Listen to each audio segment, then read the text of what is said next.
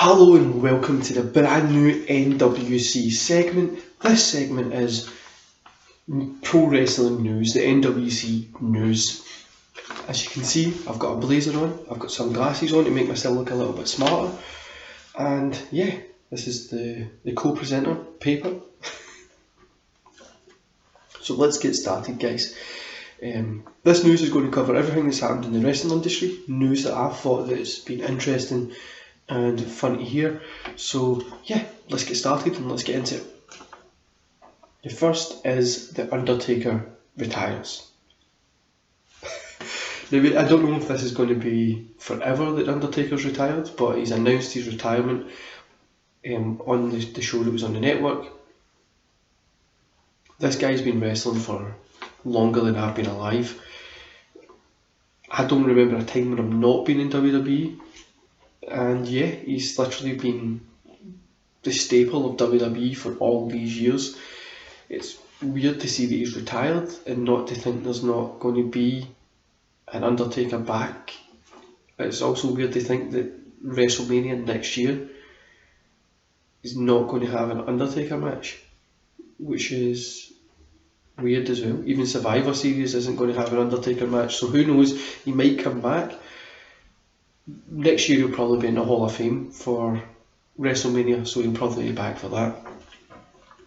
Next, guys, we've got the Mayor of Knox County, the Big Red Machine himself. Kane actually says the Undertaker and Kane feud, the storyline, was the greatest storyline ever because it's basically Greek mythology. Two brothers fighting against each other for power, and if you think about it, though, their kind of feud has went from when Kane first debuted all the way through.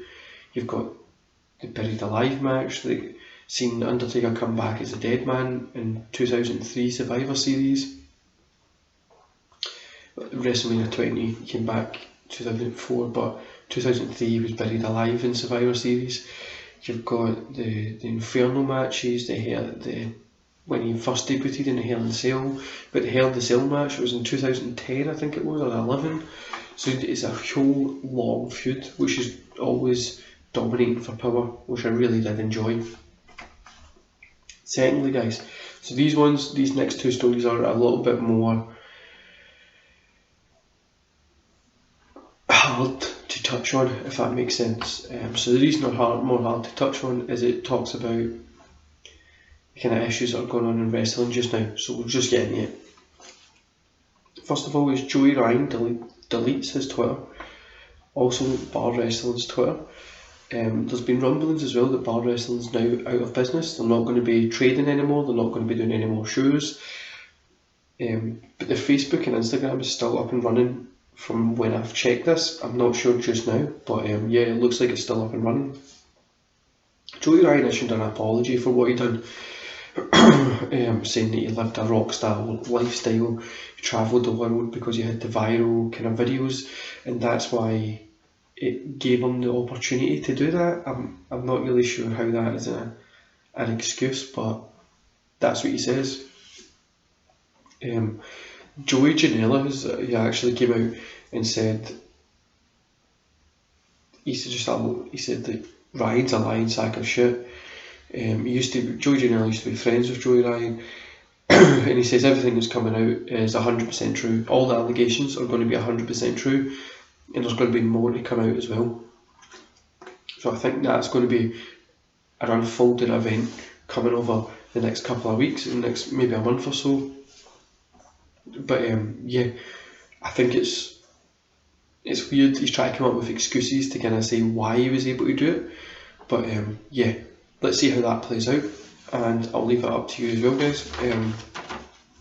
The second part is the Sammy Guevara kind of situation that we've got just now. So he says that he would rape Sasha Banks in the past. That's what he said. So on Twitter, Sasha came out and said that she spoke to Sammy. He's taking accountability for it, which, all due respects to the man, he is standing up and taking accountability. And also, yeah, he's just kind of taking that accountability, taking it on board, seeing how he's able to change where he messed up, realising that he has messed up, But she says they spoke. Both of them have kind of came to terms with it. He's apologised. He apologised on Twitter as well. But also, now he's been suspended from